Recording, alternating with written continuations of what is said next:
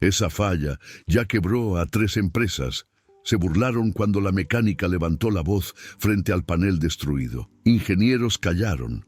El gerente se rió y la señaló. Tú no eres ingeniera.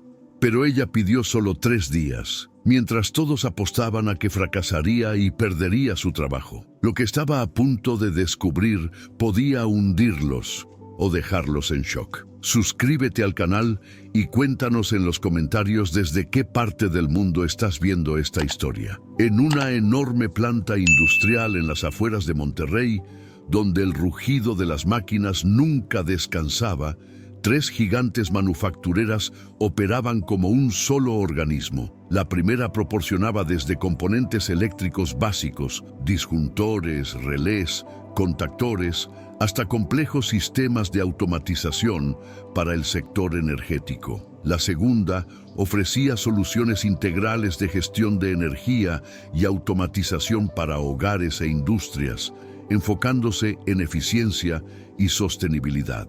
La tercera era una multinacional mexicana con presencia en 47 países, especializada en motores eléctricos industriales, paneles de control y sistemas de automatización de última generación. Entre esas torres de acero y cables que atravesaban el cielo como venas metálicas, trabajaba María, una joven de 27 años cuyas manos sabían leer el lenguaje secreto de los circuitos eléctricos mejor que cualquier ingeniero con título universitario colgado en la pared. María había llegado a ese lugar 7 años atrás, apenas una muchachita de 20 años, con ojos hambrientos de conocimiento y una carta de recomendación arrugada en el bolsillo. Su padre, que había sido electricista toda su vida, le había enseñado desde niña a respetar la corriente eléctrica como quien respeta al fuego, con reverencia y sin miedo. Cuando él murió de un infarto fulminante,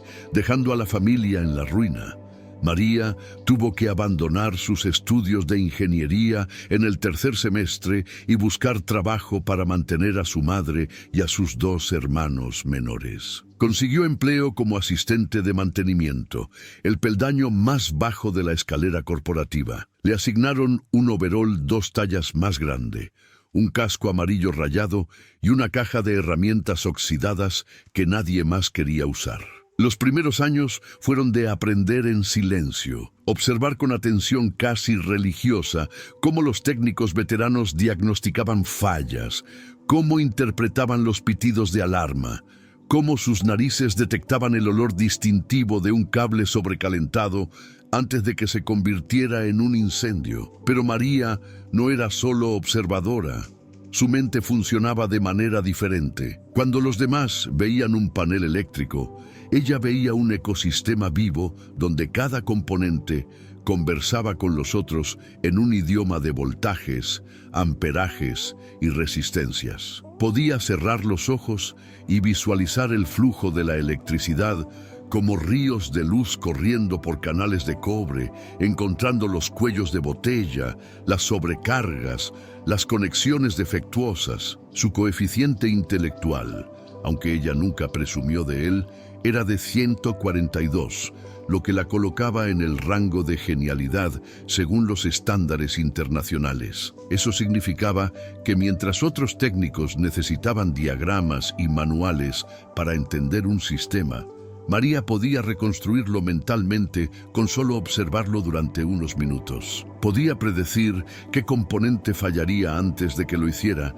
simplemente notando patrones sutiles, un zumbido ligeramente más agudo en un transformador, una vibración irregular en un motor, un calentamiento gradual en una conexión que nadie más sentía bajo sus dedos. Durante sus primeros 4 años, María había resuelto discretamente 47 problemas técnicos complejos que habían paralizado la producción. Había rediseñado 23 sistemas de control que funcionaban ineficientemente desde hacía una década. Había identificado 15 fallas de diseño estructural en los nuevos paneles automatizados que la empresa había importado de Alemania. evitando lo que podrían haber sido explosiones catastróficas. Y el reconocimiento, cero. Los ascensos, ninguno. Los aumentos salariales, los mínimos exigidos por ley. Porque existía un problema que ni siquiera su brillante mente podía resolver con lógica y cables. El gerente de proyectos, un hombre llamado Roberto Maldonado. Roberto tenía 52 años, 30 de ellos trabajando en la compañía. Había ascendido no por competencia técnica, sus conocimientos eran mediocres en el mejor de los casos, sino por una habilidad casi sobrenatural para la política corporativa. Sabía exactamente cuándo sonreír, cuándo asentir, cuándo tomar crédito por el trabajo ajeno sin que nadie pudiera probarlo. Era el tipo de hombre que en las reuniones hablaba con seguridad absoluta, usando términos técnicos que apenas comprendía, impresionando a directivos que sabían aún menos que él. Y había identificado a María como una amenaza desde el momento en que ella resolvió su primer problema complejo. La estrategia de Roberto era sencilla pero efectiva: mantenerla en la sombra mientras aprovechaba su inteligencia. Cuando María detectaba una falla y elaboraba una solución, Roberto revisaba discretamente su tableta de trabajo. Ella dejaba sus notas ahí, confiada, ingenua todavía en aquellos primeros años. Memorizaba o fotografiaba las propuestas y las presentaba en reuniones de gerencia como ideas propias. Le llegaban bonos de productividad, reconocimientos, palmadas en la espalda del director de operaciones. María, mientras tanto, permanecía en el piso de producción con las manos manchadas de grasa y el cabello recogido en una cola de caballo práctica, invisible para todos, excepto para las máquinas que ella curaba con paciencia infinita.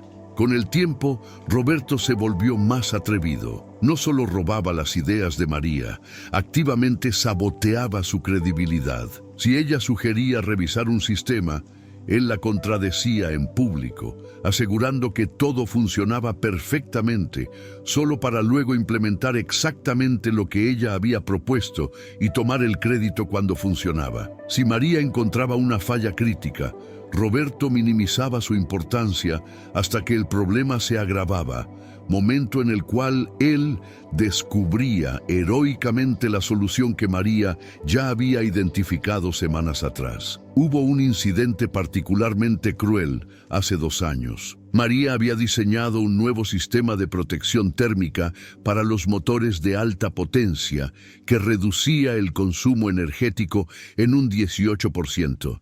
Y extendía la vida útil de los componentes en un 35%. Lo había trabajado durante 6 meses en su tiempo libre, calculando cada variable, probando cada circuito en simulaciones que ella misma programaba en una computadora prestada. Dejó el proyecto completo en su estación de trabajo un viernes por la noche, planeando presentarlo formalmente el lunes al supervisor de turno. El lunes, cuando llegó, encontró su escritorio vacío, las plantas técnicas, los cálculos, los prototipos miniatura que había construido con piezas recicladas.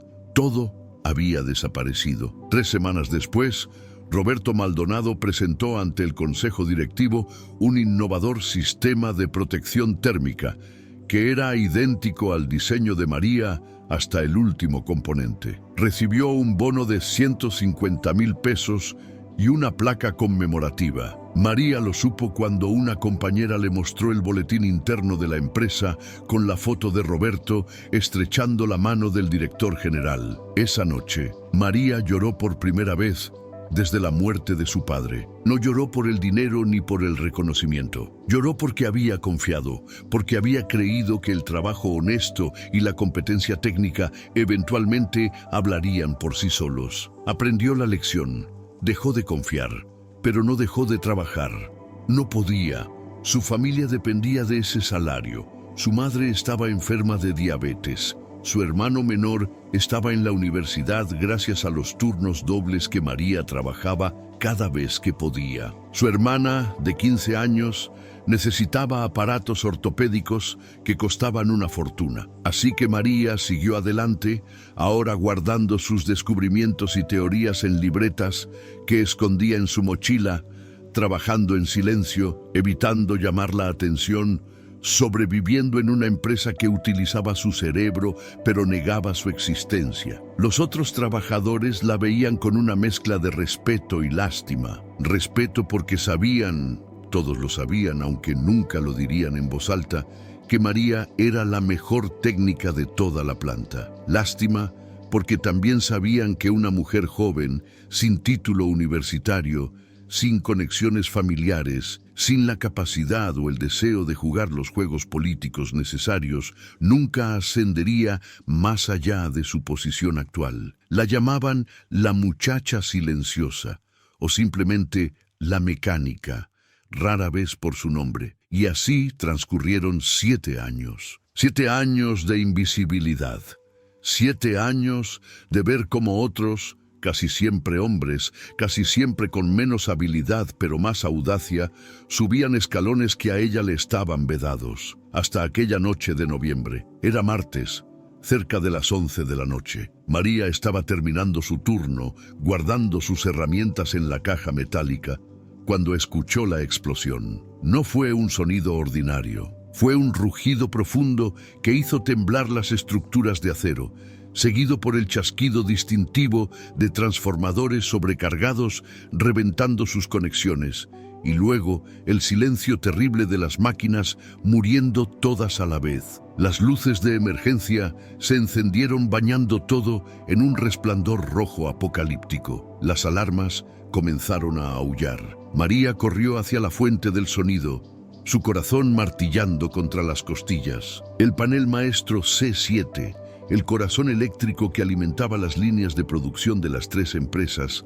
había explotado. El frente del panel estaba destrozado, con componentes ennegrecidos y cables derretidos colgando como intestinos quemados. El olor a plástico fundido y metal carbonizado invadía el aire. El supervisor de turno llegó corriendo, pálido como un fantasma. Detrás de él, Roberto Maldonado apareció con expresión de pánico mal disimulado. Los técnicos senior se agruparon alrededor del desastre, mirando con horror lo que todos sabían que significaba: un paro productivo de semanas, quizás un par de ciclos completos, pérdidas millonarias, contratos incumplidos, posibles demandas. ¿Qué pasó?, gritó el supervisor.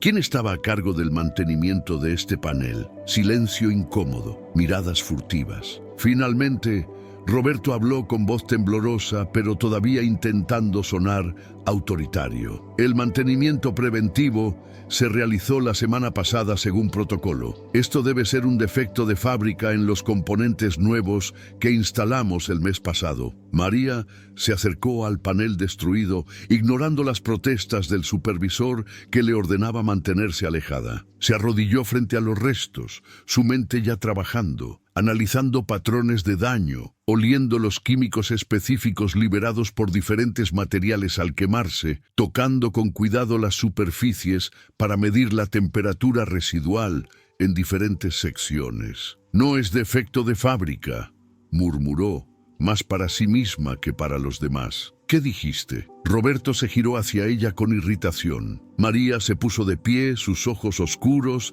reflejando las luces rojas de emergencia. Dije que no es un defecto de fábrica.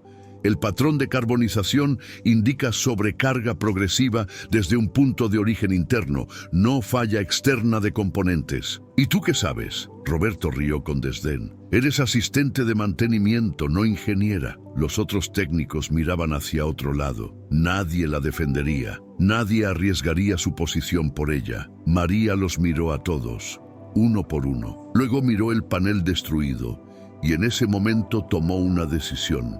«Denme 3 días», dijo con voz firme. «Encontraré qué causó esto». La risa de Roberto Maldonado resonó por todo el piso de producción como el graznido de un cuervo. «¿3 días?», repitió con sarcasmo. «Llevamos ingenieros especializados que no han podido determinar la causa en años de fallas intermitentes, y tú, una simple mecánica, ¿crees que lo resolverás en 3 días?» El supervisor de turno, un hombre llamado Héctor Zamora, que siempre había sido neutral con María, la miró con una mezcla de compasión y escepticismo. «María, Aprecio tu disposición, pero esto es serio. Necesitamos traer especialistas externos. La empresa ya está haciendo llamadas a consultores de la Ciudad de México y Houston.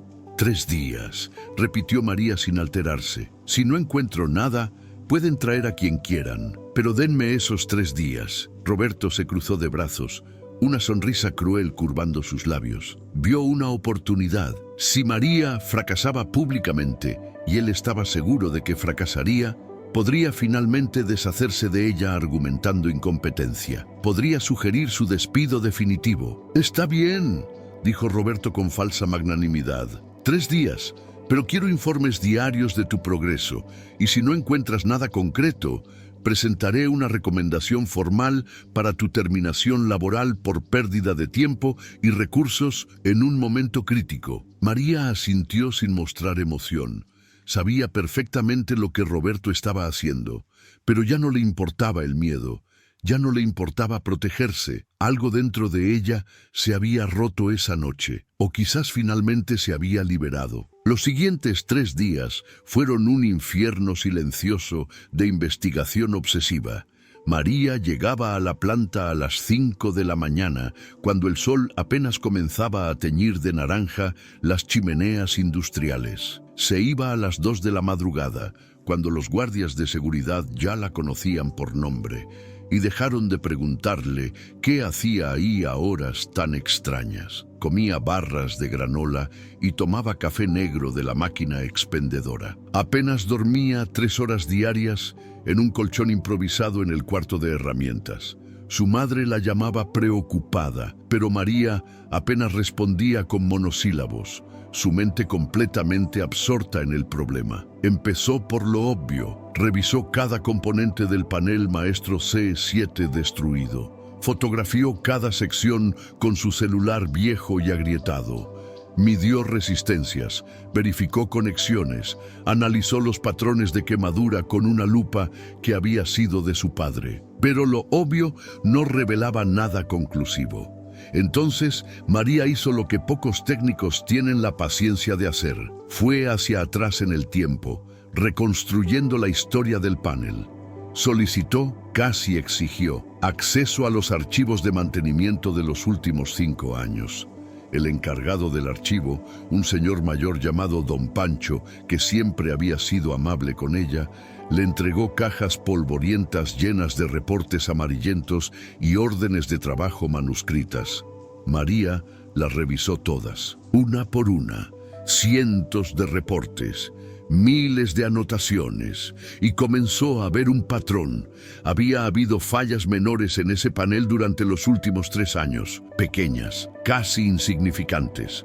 Sobrecalentamientos temporales que se solucionaban reiniciando el sistema, fluctuaciones de voltaje que aparecían y desaparecían misteriosamente, zumbidos anormales que los técnicos atribuían a vibraciones normales de operación. Cada falla había sido reportada, investigada superficialmente y archivada como resuelta o sin causa aparente. María sacó su libreta, esa que escondía celosamente, y comenzó a mapear las fallas. Creó una línea de tiempo, marcó la frecuencia, la intensidad, la ubicación específica de cada incidente. El patrón se hizo visible como constelaciones emergiendo en un cielo nocturno. Las fallas no eran aleatorias, seguían una progresión. Empezaron pequeñas hace 3 años en el sector B4 del panel. Luego migraron al sector B7, después al C3. Finalmente convergieron en el C7, donde ocurrió la explosión. ¿Pero qué las causaba?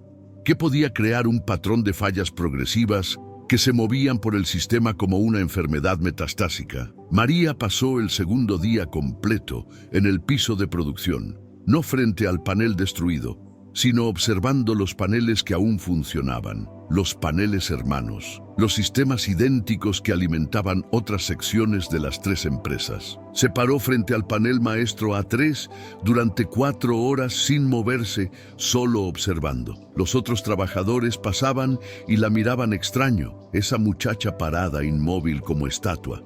Pero María no les prestaba atención, estaba escuchando. Cada panel tenía su propia sinfonía, un zumbido base de 60 Hz de la corriente alterna, el clic rítmico de los relés activándose y desactivándose, el susurro del aire moviéndose a través de los ventiladores de enfriamiento, el crujido ocasional de expansión térmica en las conexiones metálicas. María había aprendido esa sinfonía durante 7 años. Conocía cada nota, cada variación normal, y en el panel A3 detectó una disonancia sutil, casi imperceptible, un zumbido de 180 Hz sobrepuesto al fundamental de 60 Hz, un armónico triple que no debería estar ahí. Colocó su mano sobre la superficie metálica del panel. Sintió la vibración. No era uniforme. Había un pulso irregular, como el latido arrítmico de un corazón enfermo. Abrió el panel con cuidado reverente. Inspeccionó cada componente bajo la luz de su lámpara frontal. Y ahí, en la sección B7, exactamente donde el patrón de fallas había estado hace 2 años en el panel que explotó, encontró la primera pista real, una conexión de bus bar. La barra de cobre sólido que distribuía corriente a múltiples circuitos mostraba decoloración microscópica. No era visible a simple vista, solo bajo luz directa, con el ángulo correcto, María pudo ver el cambio sutil en el tono del cobre, de naranja brillante a un naranja opaco con tintes verdosos. Corrosión electroquímica. El corazón de María comenzó a latir más rápido. Sacó su multímetro y midió la resistencia eléctrica en esa conexión. Era 0.3 ohmios más alta que las conexiones circundantes. 3 décimas de ohmio.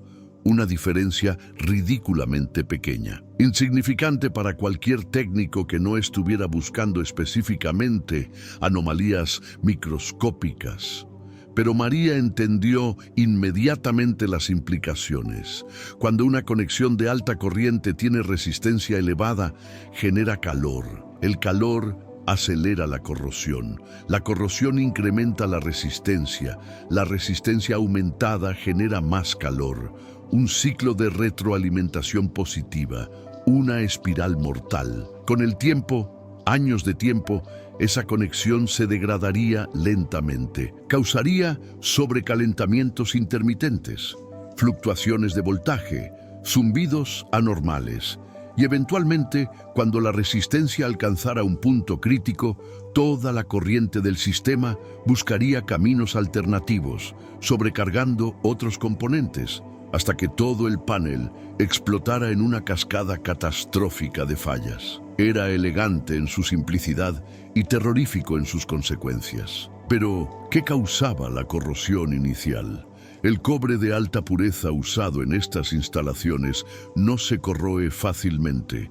Necesitaba un catalizador, un contaminante químico, humedad con electrolitos específicos. María pasó el tercer día investigando esa pregunta. Tomó muestras microscópicas de la corrosión con un bisturí que pidió prestado a la enfermería de la planta. Las analizó bajo el microscopio del laboratorio de control de calidad.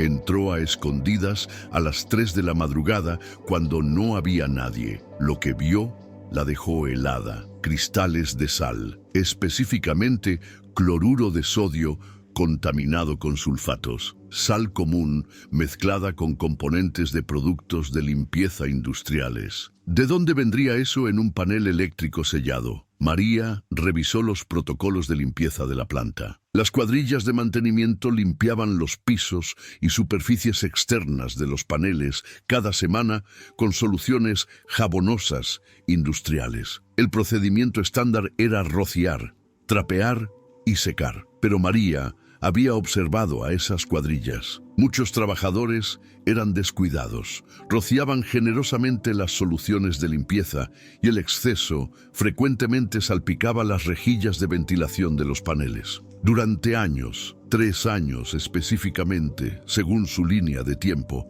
microscópicas gotas de esa solución salina habían penetrado en los paneles. Las corrientes de aire de los ventiladores internos distribuían la humedad contaminada. Las sales se depositaban sobre las conexiones metálicas y lentamente, inexorablemente, comenzaba la corrosión electroquímica. Era un problema de diseño combinado con un problema de procedimiento. Las rejillas de ventilación eran demasiado permeables. Los protocolos de limpieza eran inadecuados.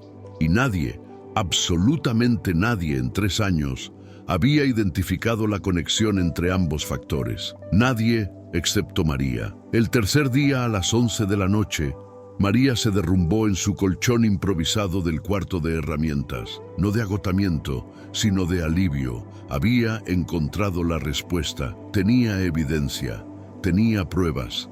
Tenía la solución. Podía rediseñar las rejillas de ventilación con filtros protectores. Podía cambiar los protocolos de limpieza para usar soluciones no corrosivas. Podía identificar y reemplazar proactivamente todas las conexiones en proceso de degradación antes de que causaran más explosiones.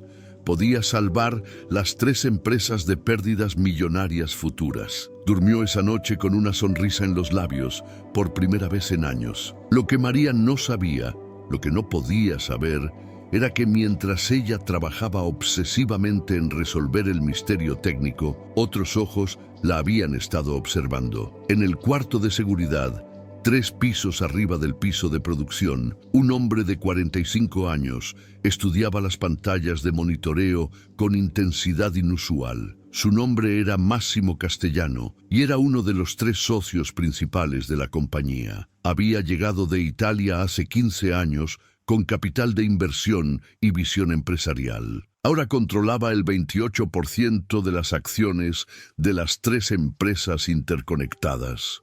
Máximo había venido a la planta esa semana por invitación del jefe de seguridad, quien quería mostrarle el nuevo sistema de cámaras de alta definición que habían instalado. Durante el recorrido, casualmente mencionó a la mecánica loca que lleva 3 días sin salir de la planta, investigando la explosión. Por curiosidad, Máximo pidió ver las grabaciones y quedó fascinado. Observó a María durante horas en las grabaciones.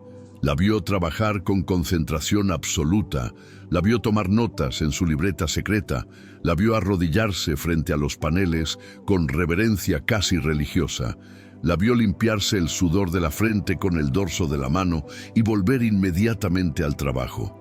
Había algo en su dedicación que conmovía a Máximo. En su mundo corporativo de juntas interminables y negociaciones calculadas, rara vez veía pasión genuina. Y ahí estaba esa mujer joven.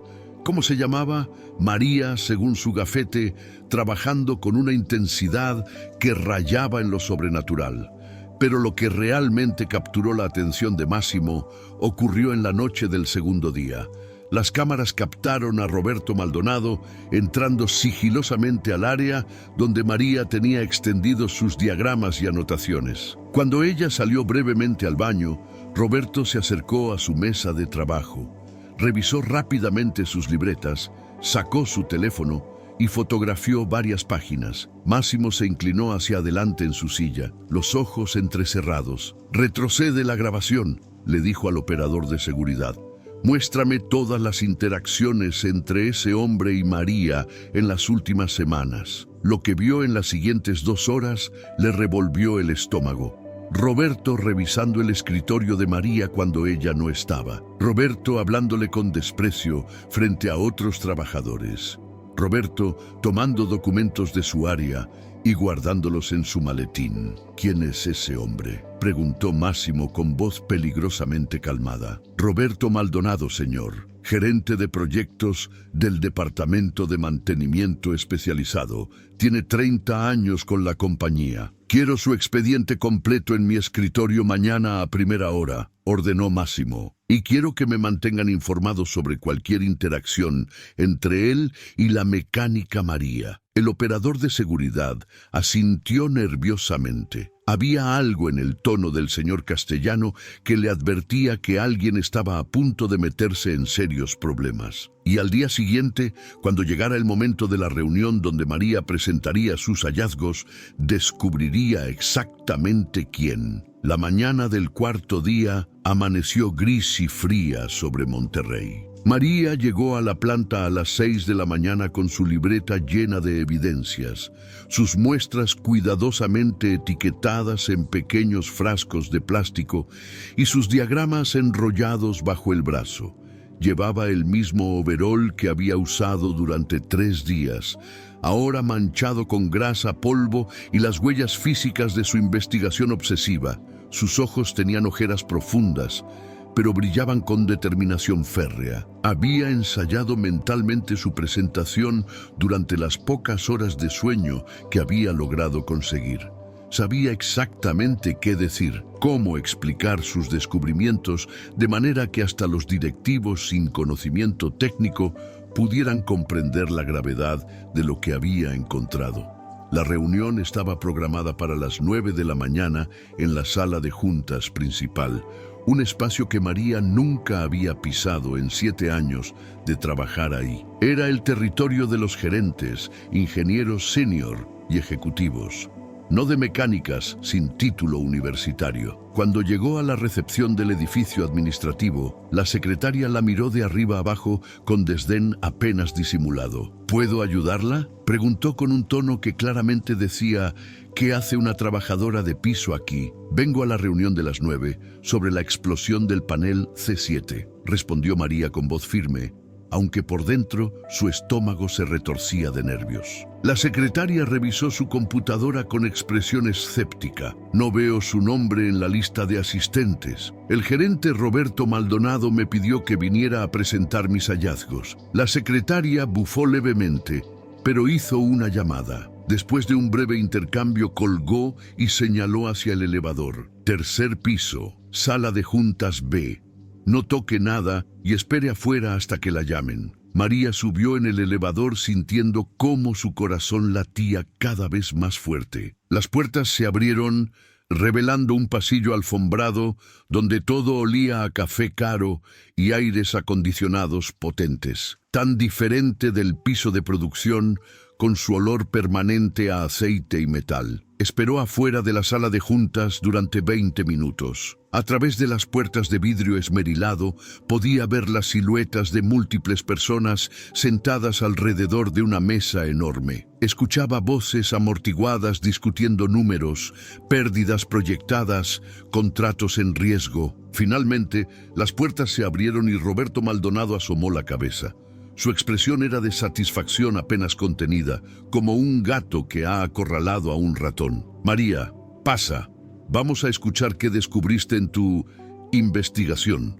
La forma en que pronunció la última palabra dejaba claro que esperaba que fuera un fracaso humillante. María entró en la sala y se sintió inmediatamente abrumada. Había al menos 15 personas sentadas alrededor de la mesa, gerentes de diferentes departamentos, ingenieros con títulos colgados en las paredes de sus oficinas, el director de operaciones, el supervisor general de las 3 plantas, y en la cabecera de la mesa 3 hombres que María reconoció de fotografías en el vestíbulo principal, los socios principales de la compañía. El más joven de ellos, un hombre italiano de cabello oscuro y ojos intensos, la observaba con una expresión que María no pudo descifrar. «Buenos días», dijo María, su voz sonando más pequeña de lo que hubiera querido en ese espacio intimidante. Algunos asintieron, otros la ignoraron.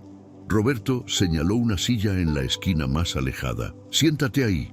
Cuando sea tu turno de hablar te lo indicaré». María se sentó, abrazando su libreta contra el pecho como un escudo. Durante los siguientes 30 minutos, tuvo que escuchar cómo diferentes gerentes presentaban sus teorías sobre la explosión, todos erróneas, todos culpando a factores externos, componentes defectuosos, sobrecarga eléctrica impredecible. posible sabotaje externo.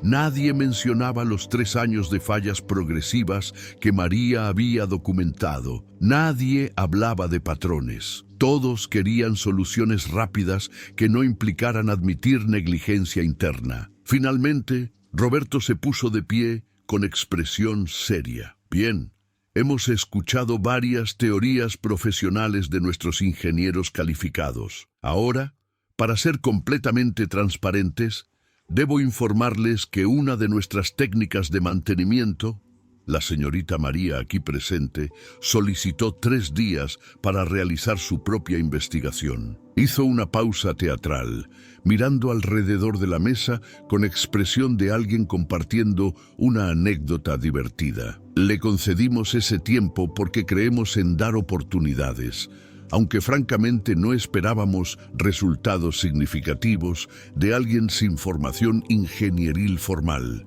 Pero en aras de la exhaustividad, escuchemos qué tiene que decirnos. El tono condescendiente era inconfundible. Varias personas en la mesa sonrieron con superioridad apenas disimulada. Una mujer en traje ejecutivo revisó su reloj como si María ya estuviera desperdiciando su tiempo. María se puso de pie. Sus piernas temblaban ligeramente, pero su voz salió clara. Durante 3 días, revisé no solo el panel que explotó, sino el historial completo de mantenimiento de todos los paneles maestros en las 3 plantas. Desplegó sus diagramas sobre la mesa. Varios gerentes se inclinaron para ver, más por curiosidad que por interés genuino. El panel C7 no falló repentinamente. Ha estado fallando durante 3 años, de manera progresiva y predecible. Eso es imposible, interrumpió un ingeniero senior con bigote gris. Nuestros sistemas de monitoreo habrían detectado fallas progresivas. No, si las fallas eran demasiado sutiles para sus parámetros de alarma, respondió María con más firmeza. Las fallas comenzaron como sobrecalentamientos de menos de 5 grados, fluctuaciones de voltaje de menos del 2%, incrementos de resistencia de menos de medio ohmio, todo dentro de los rangos que sus sistemas consideran normales. Sacó su libreta y comenzó a leer fechas específicas, números de reporte, nombres de técnicos que habían documentado anomalías menores. Su memoria fotográfica le permitía citar exactamente cada incidente sin necesidad de consultar notas. La sala se fue quedando en silencio. Las sonrisas condescendientes comenzaron a desvanecerse. La causa raíz es corrosión electroquímica en las conexiones de busbar, iniciada por contaminación salina de las soluciones de limpieza industriales que penetran a través de las rejillas de ventilación inadecuadamente diseñadas. Colocó sobre la mesa sus muestras microscópicas, sus fotografías ampliadas mostrando la decoloración del cobre, sus mediciones de resistencia documentadas meticulosamente. Tomé muestras de 3 paneles diferentes. Todos muestran el mismo patrón de corrosión en etapas tempranas. Si no se corrige, tendremos explosiones similares en los paneles A3 y B9 dentro de 6 a 8 meses. El director de operaciones, un hombre corpulento llamado Ingeniero Sánchez, tomó una de las fotografías y la estudió con el ceño fruncido. Su expresión había pasado de desdén a concentración seria. ¿Estás diciendo que esto fue causado por nuestros propios procedimientos de limpieza? Parcialmente, respondió María. Es una combinación de diseño inadecuado de las rejillas de ventilación y protocolos de limpieza que no consideran la proximidad a equipos eléctricos sensibles. He diseñado modificaciones para ambos problemas. Sacó más diagramas mostrando filtros protectores que podrían instalarse en las rejillas existentes junto con especificaciones para soluciones de limpieza no corrosivas. El costo de implementar estas modificaciones en todos los paneles sería aproximadamente 340,000 pesos. El costo de otra explosión, como la del panel C7, es de aproximadamente 15 millones de pesos en producción perdida, más daños a reputación y posibles demandas. Las cifras eran exactas, porque María Había pasado parte de la noche calculándolas, basándose en datos públicos de la compañía. La sala permaneció en silencio durante varios segundos. María podía escuchar su propio corazón latiendo en sus oídos. Había dicho todo lo que tenía que decir. Ahora solo quedaba esperar el veredicto. El ingeniero Sánchez miró a Roberto Maldonado con expresión indescifrable. ¿Por qué nadie de tu departamento identificó este patrón en 3 años de reportes? Roberto palideció visiblemente. Abrió la boca para responder, pero antes de que pudiera hablar, el socio italiano en la cabecera de la mesa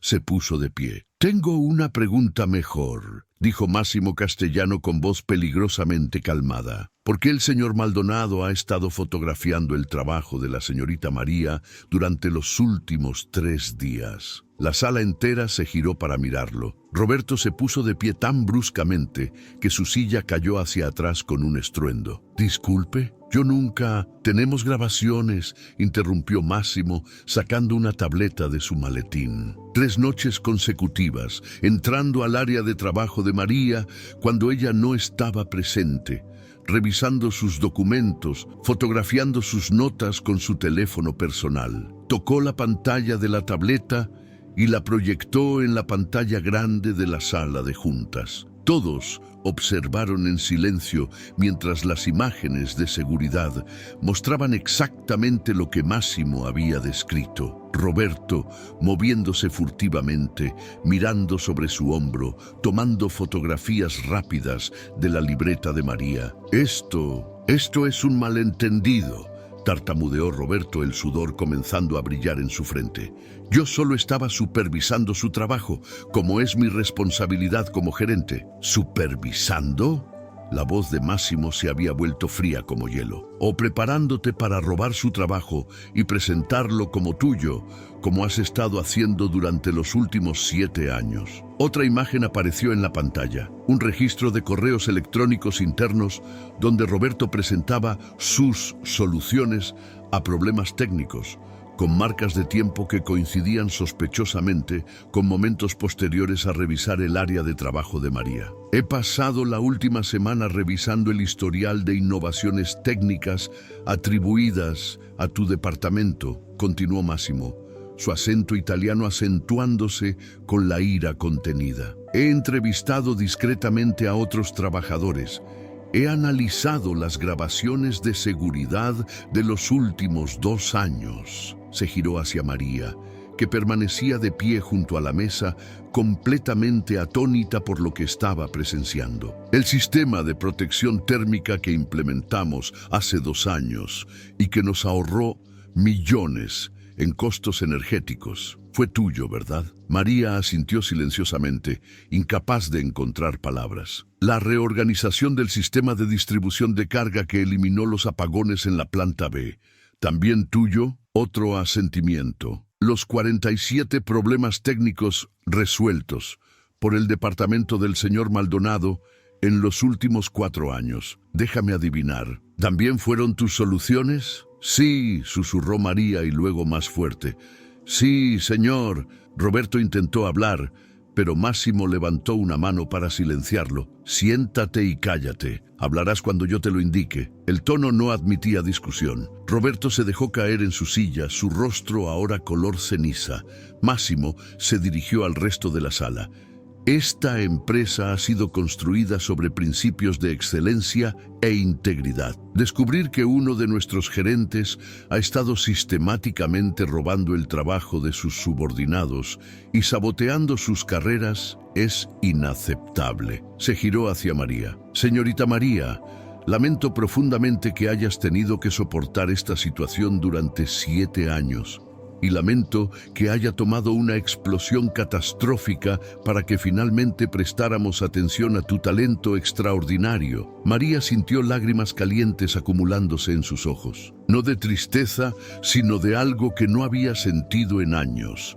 Validación. «Tu análisis es el más exhaustivo y preciso que hemos visto sobre este problema», continuó Máximo. «Implementaremos tus recomendaciones inmediatamente en las 3 plantas y quiero que supervises personalmente la instalación y que capacites a nuestros ingenieros sobre cómo identificar y prevenir este tipo de corrosión en el futuro. Señor Castellano, intervino el ingeniero Sánchez con voz cuidadosa, con todo respeto, ella es técnica de mantenimiento, no tiene la posición de autoridad para... Entonces le daremos esa posición, interrumpió Máximo. Efectivo inmediatamente, María es promovida a ingeniera senior de sistemas eléctricos, con salario correspondiente y autoridad sobre todos los sistemas de distribución de potencia en las 3 plantas. La sala explotó en murmullos. María se tambaleó ligeramente,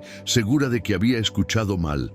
Pero señor, protestó otro gerente, ella no tiene título universitario, tiene algo mejor, respondió Máximo con firmeza. Tiene 7 años de experiencia práctica, un entendimiento intuitivo de sistemas complejos que supera al de ingenieros con doctorados y una dedicación que acaba de salvar a esta compañía de pérdidas de decenas de millones de pesos. Miró directamente a María. Si quieres el puesto, es tuyo. Y te pagaremos para que termines tu carrera de ingeniería en el horario que necesites, en la universidad que elijas. María abrió la boca, pero no salió ningún sonido. Las lágrimas ahora corrían libremente por sus mejillas. Finalmente logró articular: sí, acepto. Gracias, señor. Llámame Máximo, dijo él con una sonrisa genuina, la primera expresión cálida que mostraba desde que entró a la sala. Luego se giró hacia Roberto y toda la calidez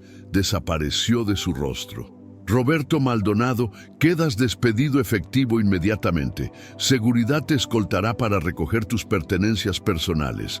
Nuestro departamento legal estará en contacto contigo respecto a las acciones que tomaremos por fraude, robo de propiedad intelectual y creación de ambiente laboral hostil. ¡No pueden hacer esto!, gritó Roberto poniéndose de pie bruscamente. Tengo 30 años con esta compañía. Conozco mis derechos. Demandaré por despido injustificado. Tienes 30 años robándole el crédito a trabajadores más talentosos que tú, respondió Máximo con voz gélida. Tenemos evidencia documentada de tu conducta. Adelante, demanda. Estaremos encantados de presentar todo ante un juez. Hizo una señal y 2 guardias de seguridad entraron a la sala. Roberto los miró con incredulidad. Luego miró alrededor de la mesa buscando apoyo. Nadie sostuvo su mirada. Los colegas que antes se reían de sus chistes y compartían café con él, ahora miraban hacia otro lado, distanciándose. Cuando los guardias se acercaron, Roberto perdió toda compostura. Esto es culpa de ella, señaló a María con dedo acusador. Siempre fue una entrometida, siempre queriendo llamar la atención. No sabe cuál es su lugar. Su lugar, dijo Máximo con peligrosa calma, es claramente muy por encima del tuyo. Ahora sal de aquí antes de que añada alteración del orden a la lista de razones para tu terminación. Los guardias tomaron a Roberto por los brazos.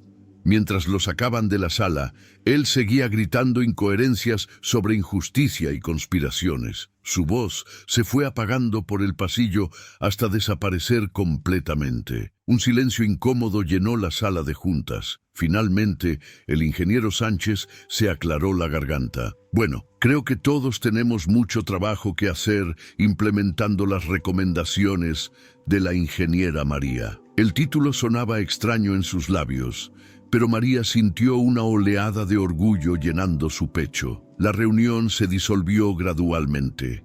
Los gerentes e ingenieros se acercaron a María uno por uno, algunos ofreciendo felicitaciones genuinas, otros disculpas incómodas por haber dudado de ella, todos queriendo ahora asociarse con su éxito. María aceptó los apretones de manos y las palabras amables con gracia, aunque por dentro todavía procesaba el torbellino de emociones que la inundaban. Cuando la sala finalmente se vació, solo quedaron María y Máximo. «Ven conmigo», dijo él suavemente. «Hay algo que quiero mostrarte.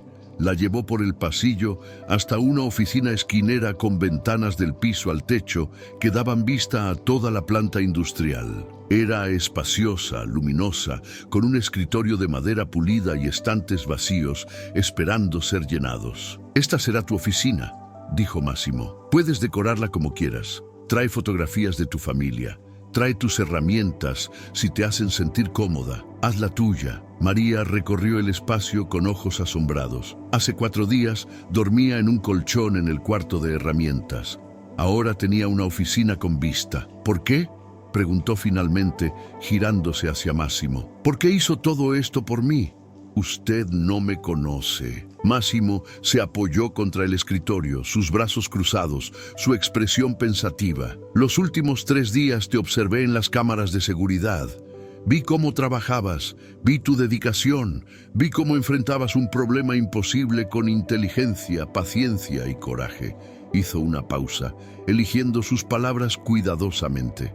«Mi padre era mecánico en Milán. Trabajó 40 años en una fábrica de automóviles. Era brillante como tú, pero nunca tuvo las oportunidades que merecía porque venía de familia pobre, porque no tenía título universitario, porque los gerentes se apropiaban de sus ideas».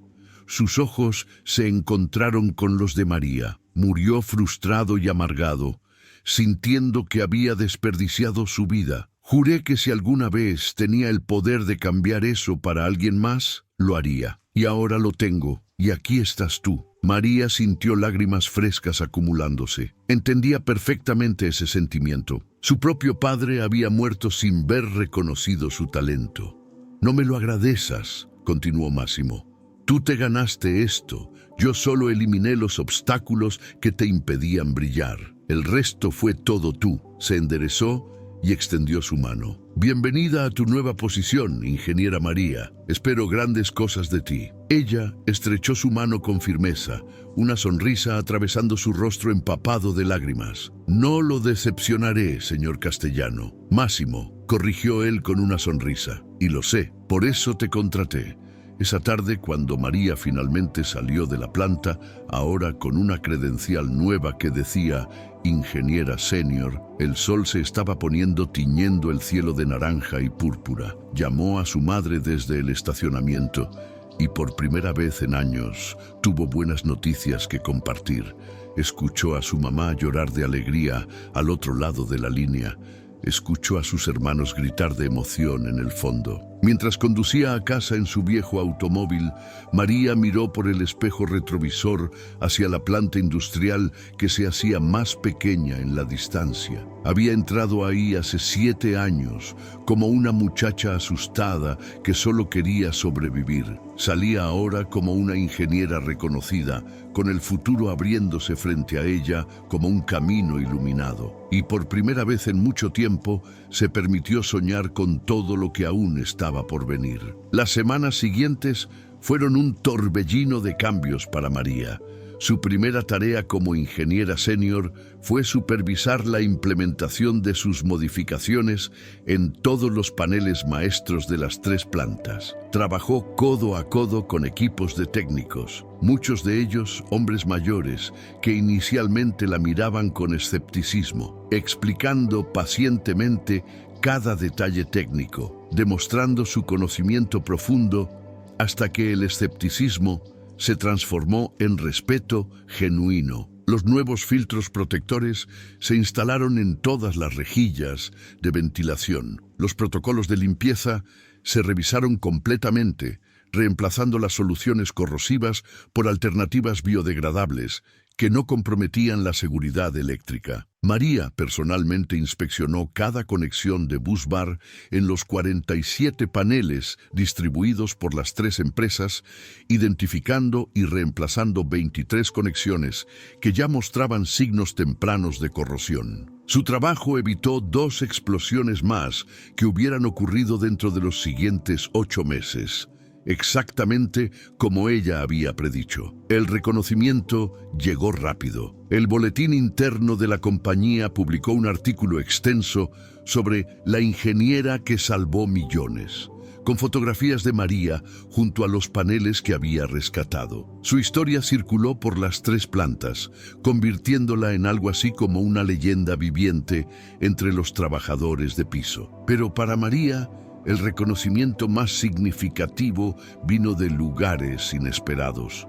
Don Pancho, el anciano encargado del archivo que le había facilitado los documentos históricos, se acercó a ella una tarde con lágrimas en los ojos. Mi nieta quiere estudiar ingeniería mecánica, pero su familia le dice que esa no es carrera para mujeres.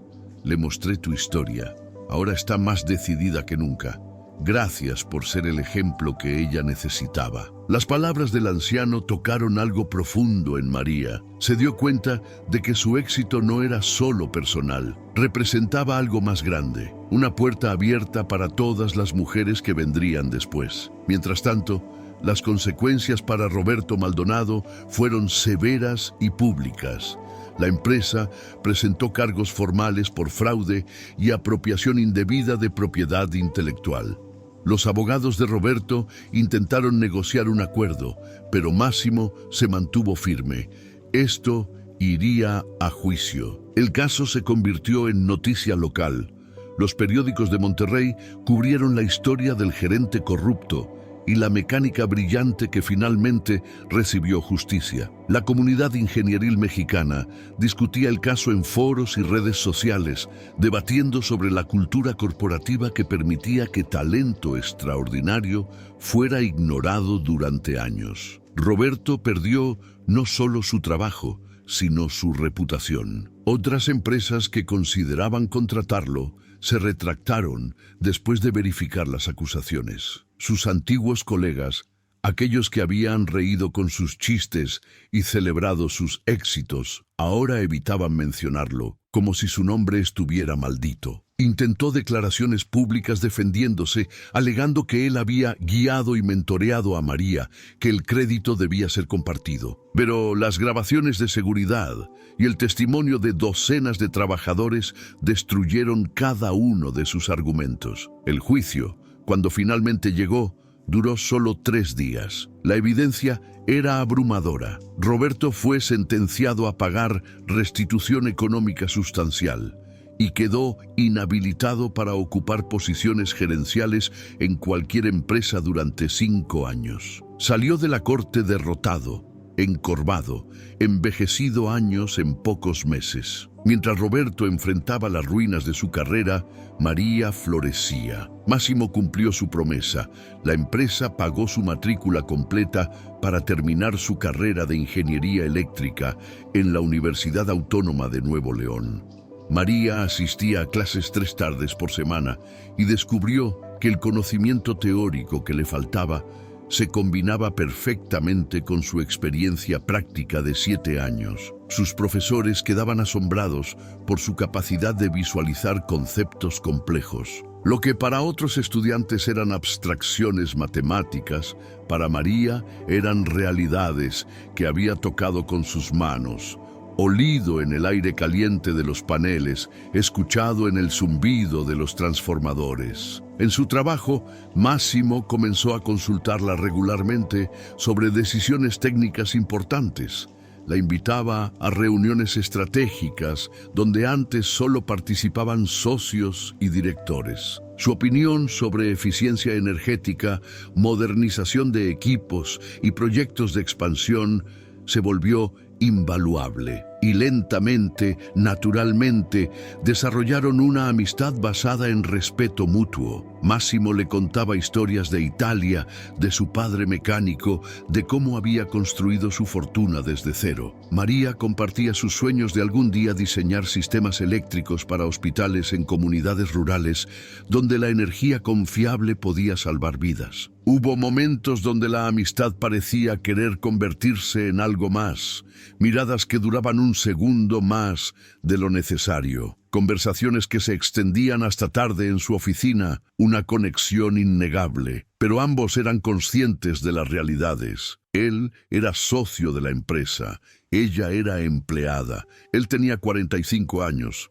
Ella 27. Las dinámicas de poder, aunque transformadas, seguían existiendo. Y María, sabiamente, Sabía que su éxito debía mantenerse separado de cualquier relación personal que pudiera complicarlo o ponerlo en duda. Máximo, caballero hasta la médula, respetaba esa distancia invisible, aunque a veces sus ojos traicionaban sentimientos más profundos que la simple admiración profesional. 18 meses después de aquella reunión que cambió su vida, María se encontraba en el Aeropuerto Internacional de Monterrey con 2 maletas y un futuro que brillaba con posibilidades infinitas. Había completado su carrera de ingeniería eléctrica con honores, graduándose como la mejor de su generación. Su tesis sobre prevención de corrosión electroquímica en sistemas industriales, basada en su experiencia real, había sido publicada en una revista técnica internacional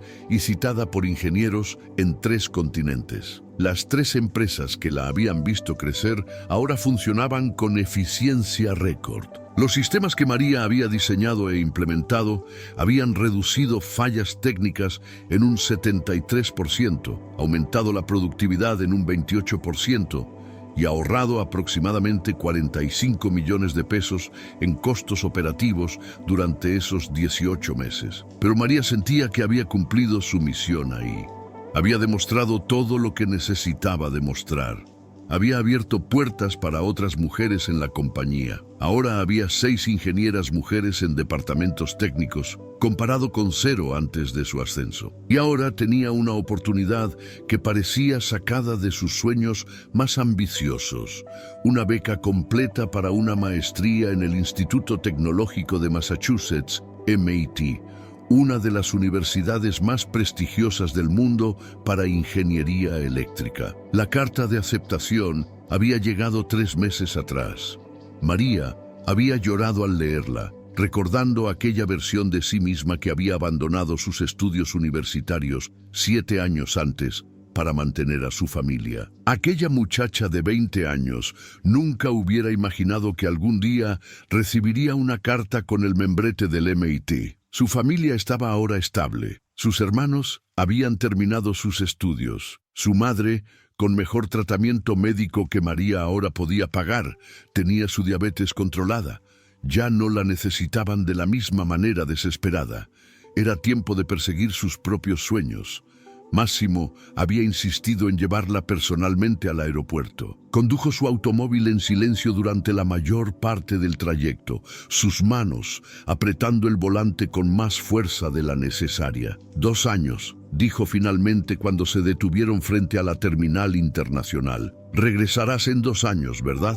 María sonrió con ternura. Durante esos 18 meses, su relación con Máximo había permanecido cuidadosamente en el territorio de la amistad profunda y el respeto profesional, pero ambos sabían que existía algo más debajo de la superficie, algo que ninguno de los dos se había permitido explorar completamente.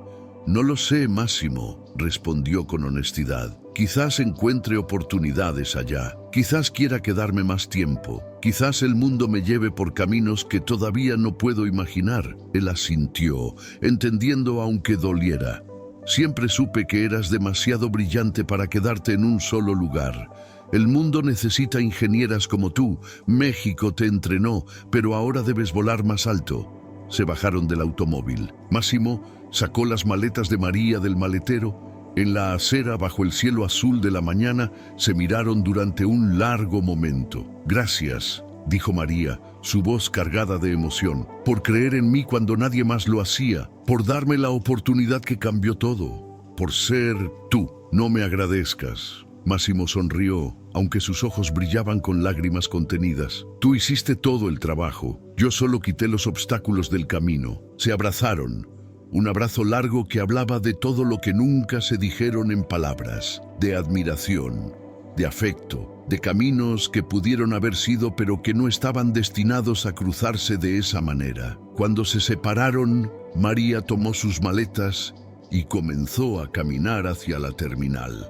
A mitad de camino se giró. Máximo, si en 2 años regreso y tú sigues soltero, quién sabe, quizás podamos tomar un café y hablar de sistemas eléctricos como siempre hacemos. Él rió, limpiándose discretamente los ojos. Estaré esperando ese café, ingeniera María. Ella le guiñó un ojo y desapareció entre las puertas automáticas de la terminal. Máximo permaneció en la acera durante varios minutos, mirando el lugar donde ella había desaparecido.